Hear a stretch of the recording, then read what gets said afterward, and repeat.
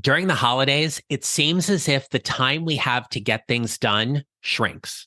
In fact, you may be feeling a bit overwhelmed trying to get everything you need to do and want to do done. For example, I'm trying to figure out when I'm going to get all those Christmas cookies baked and given before the 25th. Yep, I got a plan for that, but it's going to be tight. See, this is all about how we get to protect our time.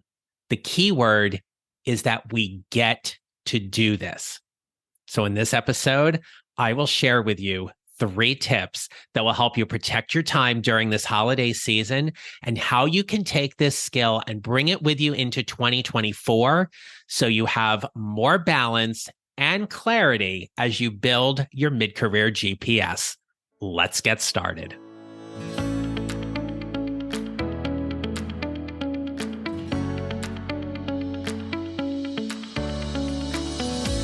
Hello, my friends. This is episode 206 of the Mid-Career GPS podcast. I'm your host, John Nerrell. I help mid-career professionals who feel stuck, undervalued, and underutilized show up to find a job they love or love the job they have using my proven 4-step formula. Normally, I bring you an interview on Thursdays, but we had a few schedule changes and there's a lot of stuff going around. So you've got me today. And I'm going to talk with you about how we get to protect our time. This can be a difficult topic to grasp for some, and I will share with you that it's been particularly difficult in the beginning for me to get my head around this, both in my career and in my business. But once I did, things absolutely changed. Now, in my business, it's important to acknowledge that if I don't have clients or I'm not selling a product, I don't get paid. This is how I make my livelihood, and this is my business. So protecting time is important, but it's also one of those things that can feel like it can easily get away and be given away. And this is where I want you to make the parallel. Where are you giving away your time that you absolutely feel like you need, but somehow find yourself sacrificing? See, as heart-centered leaders and professionals, the default is you're going to put everybody else first. And that's a great quality to have to an extent, because when it starts to become a time suck or an energy drain, you then find that the work you need to get done gets pushed off because you're always taking care of everybody else. So when you think about your workday, I want you to go back for a minute and think about when you were a kid. See, when we were kids, we didn't have all the responsibilities we have now. Yeah, we probably had some, but we certainly didn't have the bills and the jobs and the pressures and everything that happens for us at mid-career and after. But as a kid, we found time to play. And we also found time to rest and recharge. How did we do that? And it might have felt like we were winging it. I want to offer you that we didn't. In fact, it was a very intentional and planned decision, unless our parents told us to go ahead and do it, which then we recognized there were probably consequences if we didn't go to bed when they told us to. But the idea behind this is that with intentionality, we made time for those things. And when you were in school and you started getting more homework, I want you to think about how you got your homework done, or that dreaded term paper you had to write when you were in college. You found a way to determine where that time needed to go on your calendar in order to protect your time and make that happen. It may not have felt structured. You may have been one of those people where it was like, hey, I just worked better at the last minute. I'm just going to block off the last 24 hours and get the term paper done. I did that. But you will find a way. Now, I realized when I did that, it really wasn't my best work and I had to kind of plan some things out. So we modify, we refine. In your work calendar, Where are you making time for yourself? For example, where do you have time for strategy? Where do you have time for meeting with colleagues, doing your networking, supporting your team? How much are you in control of your calendar versus letting your calendar control you? Who has access to your calendar and they're putting time on it because you're allowing them to? Now, yes, there are some people in your work life where you're absolutely going to give that opportunity to, but is that for everybody? Where are you protecting your time? So if you can remember how you have made time in the past to get things done, the second thing I want to offer you today is a strategy known as calendar blocking. In calendar blocking, you are allocating certain time in your calendar each week, month, or quarter, specifically for those things that are important to you. So if you're managing a team, if you have direct reports, more than likely you have a standing check-in meeting with those people on your team. You protect that time on your calendar, meaning that that meeting gets priority over other things. And if the president of the company needs to talk to you, or there's an important meeting or event that you need to be at, you will reschedule that time with your direct report or team member because that's important. And yes, it's the right thing to do. I had worked in an organization where this was a particular hurdle for people on the team to it not even master. It was just for them to do. They felt like they couldn't, and everybody's calendars were out of control. And I would ask people on the team, I'd say to them, hey, where on your calendar have you blocked off 4 hours to do your writing or your project tasks? And they said, well, I just try to fit it in. We're not doing that anymore. We're going to take out the calendar. We're going to block that time off. And you are getting permission from me to hold that time with fidelity unless these things happen. And we had, as a team, set up specific criteria for when we would allow our protected time to get used with an exchange to put it back on the calendar somewhere else. For example, I had people on my team where they would block off 1 to 3 p.m. on Tuesdays and Thursdays for their creative time, their writing time.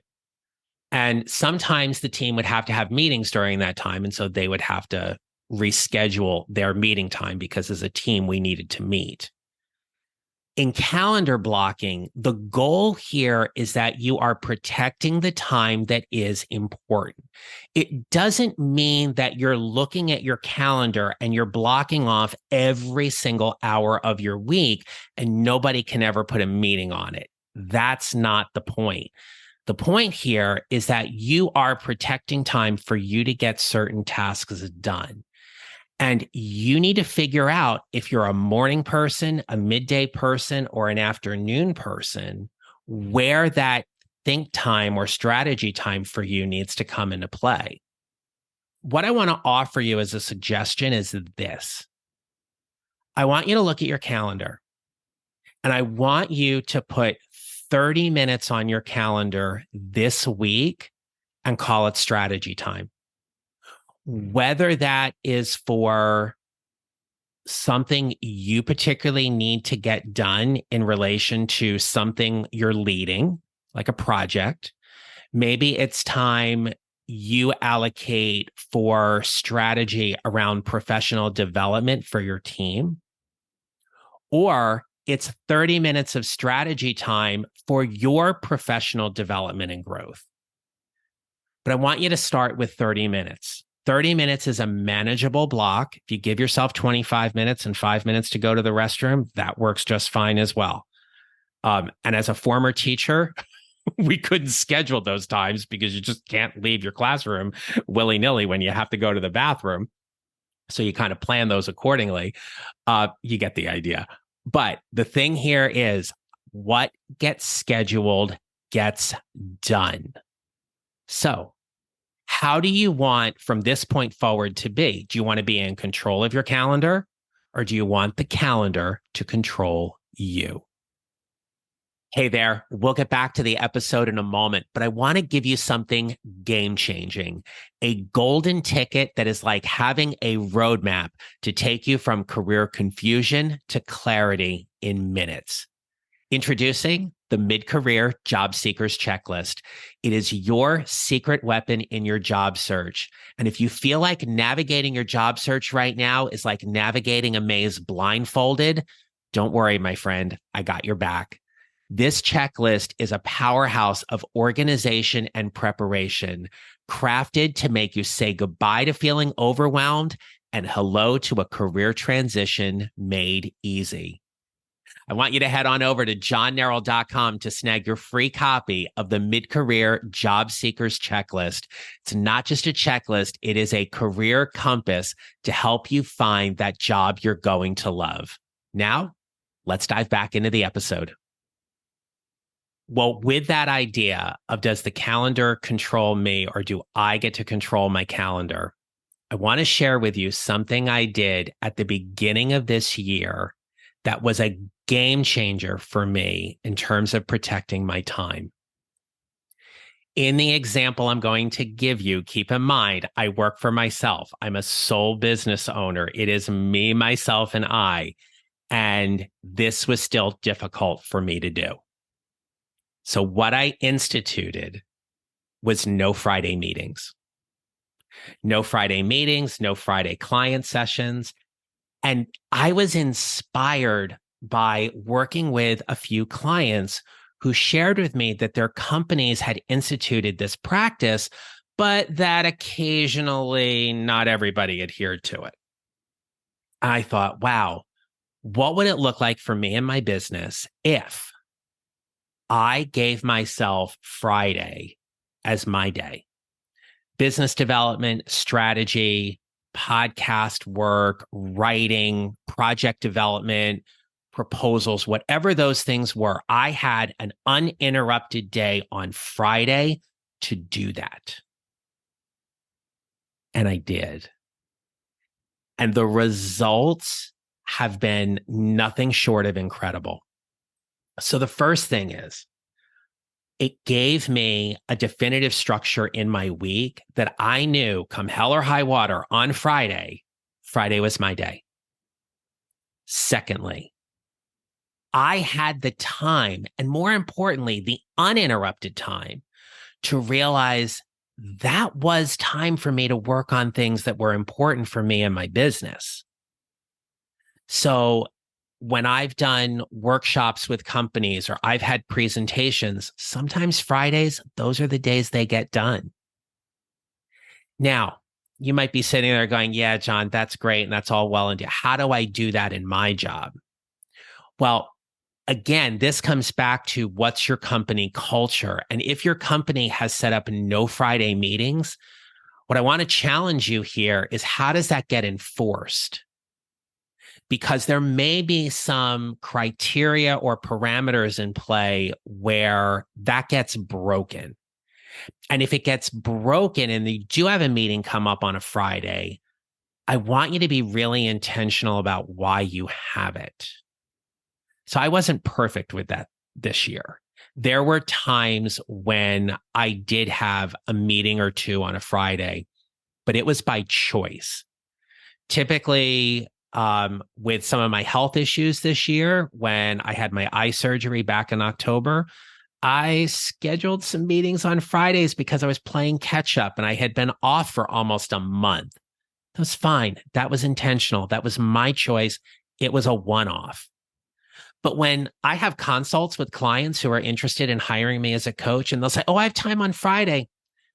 One of the first things I will say to them is, that's great. I do not conduct client meetings or sessions on Fridays. And they accept that. And if Friday is the only day they can work with me as a coach, I'm not their coach. because I'm not going to give up that time that I've allocated for me and my business. I'll work with them and be flexible Monday through Thursday, whatever we need to be. But I'm not giving up my time because that is the ground rule or a ground rule that I have for how I show up in my business. So I had such great success with doing this in 2023 that I'm going to continue this practice in 2024. What I'm also going to work on come 2024 is trying to not work so much on the weekends. So as a business owner, especially with a lot of projects and things, I've given a lot of time on the weekends, and that does come at a cost. So I'd say a cost because it means we don't have as much family time, or you're blocking off time to get something done because that's important. Well, that work is done. And so now my goal for 2024 is to say, great, no Friday meetings, and I'm getting my weekends back. So I'll work 4 10-hour days if I need to, or 4 8-hour days with clients and project work. And then Friday's my time. Friday's my time to work on business stuff, recharge my battery, whatever I need to do. Where do you get to protect your time that gives you greater balance, structure, and sanity as you move forward? So to recap, number one, remember how you made time as a kid. You found time to play, you found time to rest, and then we all became adults, and that somehow got lost. This holiday season, I want you to take time just to remember what it was like to play and how you were able to fit all that in. You can have and instead of or, meaning you can have both instead of one or the other. Number two, block your calendar. Protect time on your calendar, starting with a 30-minute strategy block right now, and see how well you're able to hold that time. And look, if somebody calls up or they put a meeting on your calendar and you're like, this is the only time we can meet, and it's during your strategy time, you are going to move it because that meeting is important and you need to honor that. However, find another 30-minute block. You are honoring the 30 minutes, even if it means you have to be flexible in where it lands. And then lastly, the tip was, look, no Friday meetings. If your company adheres to that as a group, I want to challenge you to really protect that time where there are no Friday meetings. That allows you to be more creative, more strategic, and be the leader and mid-career professional you are called to be. Hope you found this episode helpful. Don't forget to check out my website, johnneral.com. I've got a mid-career job seekers checklist for you there. And until next time, my friends, remember this: you will build your mid-career GPS 1 mile or 1 step at a time, and how you show up matters. Make it a great rest of your day. Protect your time. Take care. Thank you for listening to the Mid-Career GPS podcast. Make sure to follow on your favorite listening platform. And if you have a moment, I'd love to hear your comments on Apple Podcasts. Visit johnneral.com for more information about how I can help you build your mid-career GPS, or how I can help you and your organization with your next workshop or public speaking event. Don't forget to connect with me on LinkedIn and follow me on social at John Neral Coaching. I look forward to being back with you next week. Until then, take care, and remember, how we show up matters.